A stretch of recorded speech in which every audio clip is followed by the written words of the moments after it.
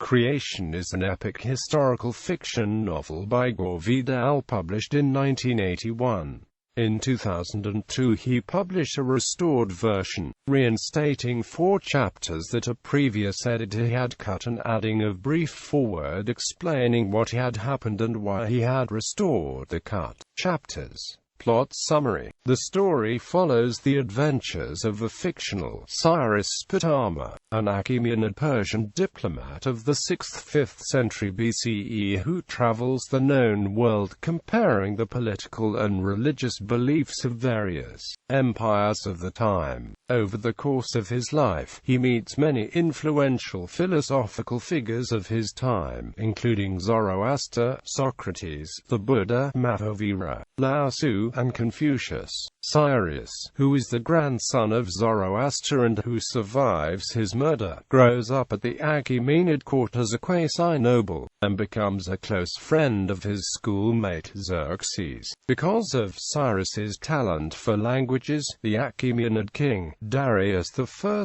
sends him as an ambassador to certain kingdoms in India. But Cyrus is more interested in the many religious theories he encounters than in establishing profitable trade relations for Darius. After coming to power, Cyrus's former schoolmate, now King Xerxes I, sends Cyrus to China, where he spends several years as a captive and honored guest in one of the warring states of the Middle Kingdom, and spends a great deal of time with Confucius.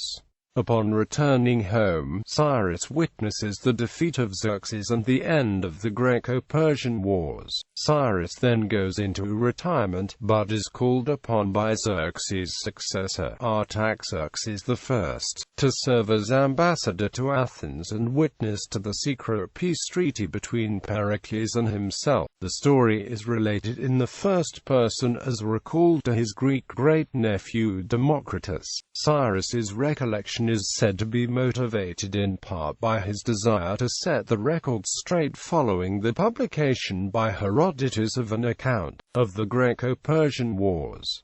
Major themes. Vidal evokes a theme which Robert Graves had previously explored, a skepticism of the reported facts and interpretations of our understanding of history as reported by the winners of its battles. The story features a rather amusingly sarcastic treatment of the pretensions to glory of classical Golden Age of Athens. In the parts of the book that comment on history, Vidal makes obvious use of the histories of Herodotus. As noted in Vidal's own introduction, it can be considered a crash course in comparative religion, as during the story, the hero sits down with each of the religious, philosophical figures and discusses the views, historical significance and criticism. The era which Vidal covers in this novel has been referred to by some historians as the Axial Age. In Vidal's story, Darius is portrayed as a usurper who murdered King Cambyses and stole the throne from the rightful heir, Prince Smerdis,